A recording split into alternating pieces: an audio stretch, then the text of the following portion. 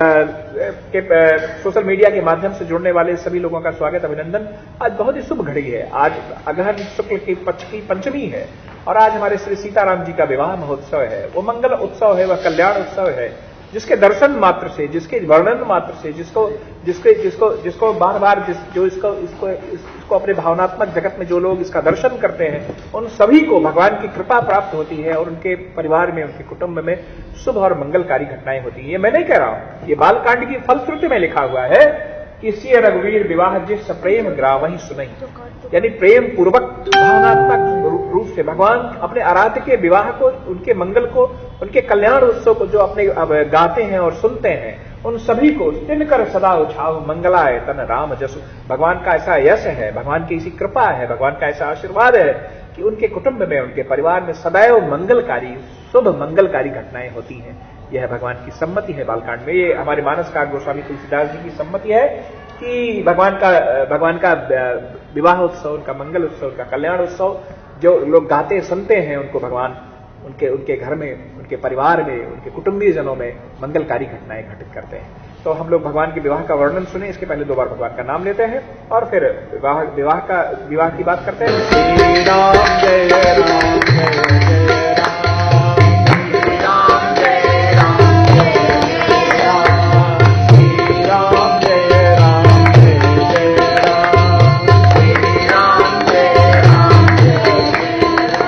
सीताराम जी महाराज की जय, श्री हनुमान जी महाराज की जय। सीताराम विवाह महोत्सव की आप सभी को बहुत बहुत शुभकामना, बहुत बहुत बधाई, बहुत बहुत सबके प्रति मंगल कामना। और यह एक ऐसा विवाह है जो अद्भुत है, जो अलौकिक है, जो सौंदर्य के हिसाब से अपनी उच्चतम सीमाओं को स्पर्श कर रहा है, जो अलौकिकता और दिव्यता के अनुसार ना इसके पूर्व हुआ है, ना आगे कभी होगा। इस तरह का अविस्मरणीय सीताराम जी का विवाह है। और यह इस विवाह का जो सौंदर्य है, जो उसकी मंगल भावना है, जो उसका विधि विधान है, उसको कैसे वर्णित किया जाए, उसके लिए वाणी का सामर्थ्य कहीं कहीं जवाब देता है इस तरह के विवाह का वर्णन। और जिस विवाह में स्वयं भगवान श्री सीताराम का विवाह हो रहा हो, जिस विवाह का दर्शन करने के लिए देवताओं को कपट वेश धारण करना पड़ रहा हो, जिस विवाह का दर्शन करने के लिए देव पत्नियों को कपट वेश धारण करना पड़ रहा हो, जिस विवाह के मंगल के लिए वेद कपट वेश में वहां पर ब्राह्मण वेश में उपस्थित हो, उस विवाह का हम जैसे साधारण लोग क्या वर्णन कर सकते हैं। उसकी अलौकिकता, उसकी दिव्यता का सिर्फ अनुमान लगाया जा सकता है, सिर्फ उसको हृदय में अनुभूत किया जा सकता है। आज अयोध्या में सिर्फ सीताराम विवाह का उत्साह और मंगल जिस तरह से चहुदिश व्याप्त है, उसका वर्णन नहीं किया जा सकता। एक ऐसा विवाह जिसको देखने के लिए भगवान शंकर ने कहा कि मेरे भगवान, मुझे जो सृष्टि के आज से जो ये मुझे 15 आंखें प्राप्त है, ये मेरे लिए बड़े सौभाग्य की बात है कि मुझे ये 15 आंखें प्राप्त है, अपनी 15 नेत्रों से मैं भगवान के विवाह का दर्शन कर पा रहा हूं। एक ऐसा विवाह जिसमें ब्रह्मा जी कहते हैं कि मेरे 8 ही लोचन हैं, मेरे 8 ही नेत्र हैं। ये मेरा दुर्भाग्य, मेरे पास शंकर जी जैसे नेत्र नहीं है 15, मेरे पास सिर्फ 8 ही नेत्र हैं। जिसमें देवों के जो सेनापति हैं, उन्होंने कहा कि अरे मैं तो ब्रह्मा जी से ज्यादा बड़भागी हूं, मेरे पास तो ब्रह्मा जी से 1.5 नेत्र हैं। और यही नहीं, जब देव स्त्रियों ने उस जन समुदाय को देखा, जनक के परिजन पुरजन को देखा, जब अयोध्या के समाज को उन्होंने देखा, उनके वैभव को देखा, उनके सौंदर्य को देखा, तो इंद्र की पत्नी सची समेत जितनी स्त्रियां थी वह डाह और ईर्ष्या से भर गईं, क्योंकि जो उनका वैभव था, उन साधारण नर नारियों का जो सौंदर्य था, जो वैभव था, जो दिव्यता थी, वह उन देव पत्नियों से, उन देव स्त्रियों से कई गुना आगे थी। और जब वह डाह और ईर्ष्या से भर गई, तो भगवान शंकर ने उन्हें समझाया कि जिन भगवान का नाम लेने मात्र से ही कल्याण हो जाता है, भगवान का स्वयं आज विवाह है, इसमें ईर्ष्या जैसी कोई बात नहीं, उनका ही विवाह है। तो जाहिर सी बात है कि उनके जो पुरजन है, उनके जो परिजन है, उनके जो संबंधी हैं, उनके जो स्वजन है, उनका सौंदर्य, उनका वैभव, उनका मोद, उनका मंगल, उनका मुदित मन इस तरह से आज सौंदर्य की पराकाष्ठा को स्पर्श कर रहा है कि जहां आप उनसे प्रतिस्पर्धा नहीं कर पाएंगे। और फिर देव पत्नियों ने साधारण वेश बना के उसी समुदाय में, उसी समूह में वो सम्मिलित हो गई और उन्होंने कोई मंगल गान कर रही है, कोई गान कर रही है, कोई ढोल बजा रही है, कोई, और सभी जो जनकपुर के पुरजन परिजन है, उन्होंने उनका बड़ा स्वागत सम्मान किया है। ऐसा लगा ही नहीं कि कहीं बाहर के वो लोग हैं। जब आहुति देने की बात आई तो अग्निदेव स्वयं उस आहुति को वहां पर ग्रहण कर रहे हैं। जब वेद ध्वनि की बात आई तो वेद स्वयं ब्राह्मण के वेश में जो है वेद का पाठ कर रहे हैं। जब जो है वो पत्रिका बांचने की बात आई, जब शुभ मुहूर्त और लग्न निकालने की बात आई, तो स्वयं वेदों के पिता ब्रह्मा ने उस मुहूर्त को जांच परख करके नारद जी के हाथ से जनक के पुरोहितों को भिजवाया कि इसी शुभ लग्न तिथि पर भगवान का विवाह संपन्न हो, और अपने को छिपाया उसमें कि ऐसा ना हो कि लोगों को ये लगे। और लोगों ने कहा कि हाँ, ये ज्योतिष तो लगता है कि जैसे ब्रह्मा समान ही है, ये तो इन्होंने जो लग्न देखकर हम लोगों को दिया है, ऐसा विवाह जिसमें सौंदर्य की प्रतिमूर्ति, जिसको ब्रह्मा ने लगता है कि अपने समस्त कौशल को प्रदर्शित करने के लिए, सृष्टि को दर्शन कराने के लिए जिन माता जानकी का सृजन किया हो, भगवान जिसमें स्वयं वर के रूप में विद्यमान हो। और जब उनकी भावरी होने लगी, वह उनकी जब भावरी होने लगी, तो जो वो जनकपुर के विवाह मंडप के खंभे थे वो इतने सुंदर थे, इतने प्रतिबिंबदर्शी थे कि उसमें जब प्रतिबिंब बनने लगे तो लगा कि कामदेव सच के साथ इन खंभों में विराजमान होकर इस विवाह का दर्शन कर रहे हैं। आप भी दर्शन करें, क्योंकि यह प्रेम पुलक तन हृदय उछाई। जब प्रेम अंदर से पुलकता है, हृदय में उछाह होती है, तब जाके चले बिलोकर राम विवाह, तब हम सभी को यह सौभाग्य प्राप्त होता है कि हम राम विवाह का दर्शन करें। और दिव्य विवाह हुआ है। और उस विवाह में जब जनक जी का सौभाग्य कितने पद पखारत भाग्य भाजन जनक जय जय सब कहें। जनक का यह भाग्य है कि जिन पावन की पावनी रहे भरत उर लाई, उन पावों को जनक जी ने उनका अभिषेक किया है, उनको धुला है। और जब चारों भाई भगवान राम, भाई भ्राता लक्ष्मण, भ्राता शत्रुघ्न, भ्राता भरत और अपनी पत्नियों के साथ विवाह मंडप में बैठे हैं, माता सीता, माता मांडवी और मिला और माता सुकृति कीर्ति के साथ, तो लगता है कि सुंदर ही सुंदर वरन सह सब एक मंडप राजहि, जन जीव उर चारों अवस्था विभुन सहित विराजहि। जैसे जीव की 4 अवस्था होती है, स्वप्न अवस्था, जागृत अवस्था, सुसुप्ता अवस्था और तुरीय अवस्था।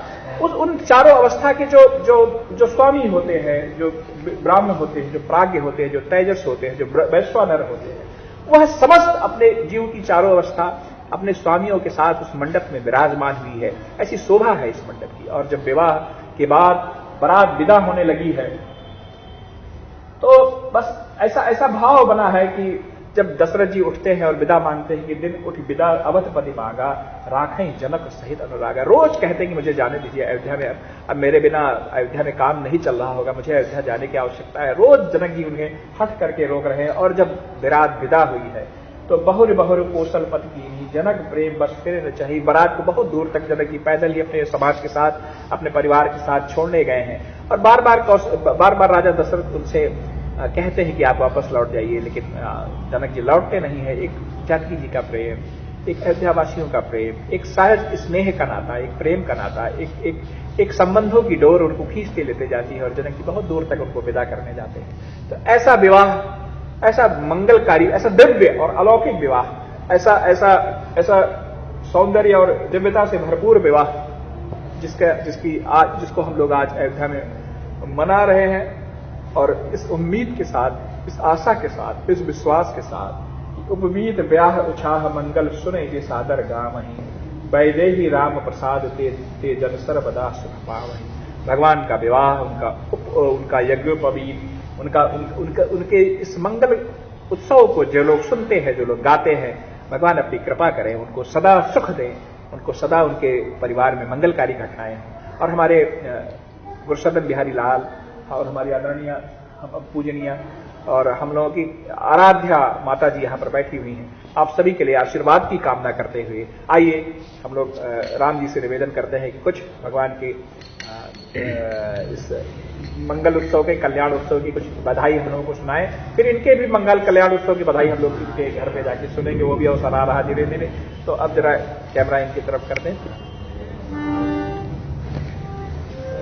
की गुरु सदन बिहारी लाल की जय। श्री सीताराम जी के विवाह महोत्सव की जय। बोलिए गुरुदेव भगवान की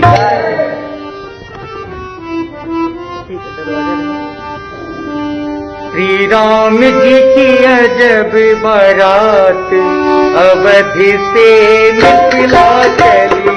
सीता राम जी की अजब बारात अवधि से मिथिला चली।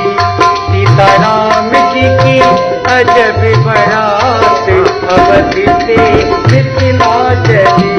सीता राम जी की अजब बारात अवधि से मिथिला चली। मिथिला चली, मिथिला चली, मिथिला चली, मिथिला चली, मिथिला चली, मिथिला चली, मिथिला चली, मिथिला चली। राजा राम जी की ओ सीता राम जी की अजब बारात अवधि से मिथिला चली। सीता राम जी की अजब बारात